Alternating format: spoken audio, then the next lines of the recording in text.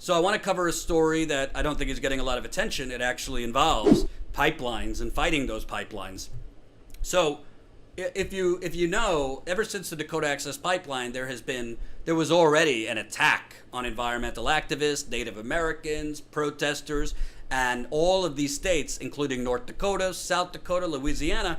They have been really pushing these anti-protest laws to basically make it a felony to protest critical infrastructure projects, i.e. pipelines. You had Louisiana passed a law, and a lot of these protesters of the Bayou Bridge pipeline down in Louisiana were arrested and charged with felonies for protesting that pipeline.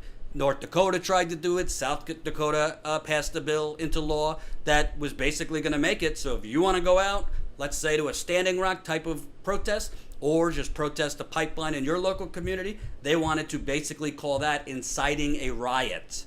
And essentially, it's a way to criminalize protest. It is very, very dangerous to a free speech, also free press, because a lot of the press was being arrested, almost like they're the protesters too, particularly ones that aren't with big corporate outlets. So, Ma could also be arrested and charged with a felony covering those protests. So, in South Dakota, a judge just ruled that they can't do this.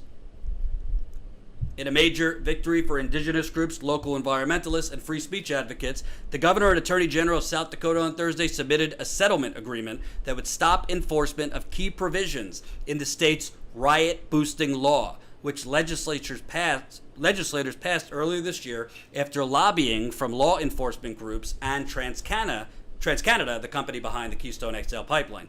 In the settlement, the state of South Dakota has agreed to not enforce provisions of the law that dole out felonies and create costly fines for people who, quote, encourage riots without participating.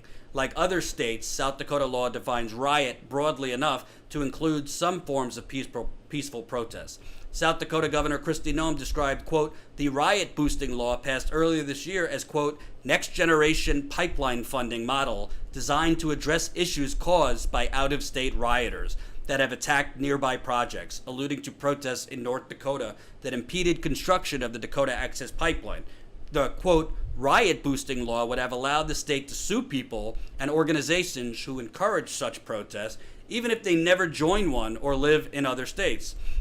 In a suit filed in March, the U.S. District Court of South Dakota, the ACLU, representing local farmers, ranchers, and indigenous groups, held that this law would, quote, chill free speech and peaceful protest by creating a heavy deterrent, penalties of up to 3 times the cost of damages incurred for any statement that could be so much as linked to behavior the state constructs as violent.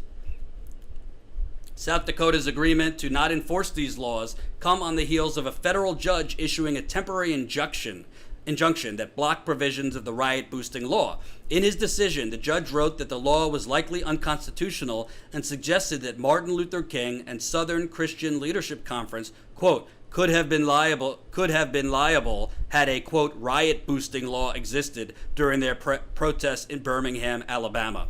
While this spells victory for activists in South Dakota, a slew of other states have recently passed similar laws criminalizing various forms of protest, especially those which target oil and gas projects. As construction of Keystone XL gets underway in South Dakota and Montana, a number of states through which the pipeline would pass, such as North Dakota and Texas, have hiked their penalties for protesting near, quote, critical infrastructure, threatening felonies with up to 5 years in prison and fines of up to $10,000 or $100,000 for organizations. Many of those laws mirror language put forth by the American Legislative ALEC, which is affiliated with many oil companies. So essentially, I mean, listen, I'll give Donald Trump credit in one area.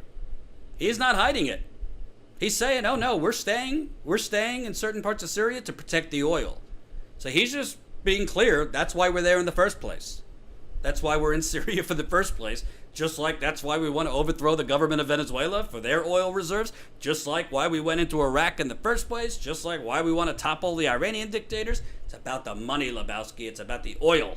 Basically, a judge temporarily stopped this, and now the governor of South Dakota is basically waving the white flag because A, it's unconstitutional, A, it's un-American, even though in reality it's kind of American because America has always been about oil. Why I think this is so positive, is there's something called precedent.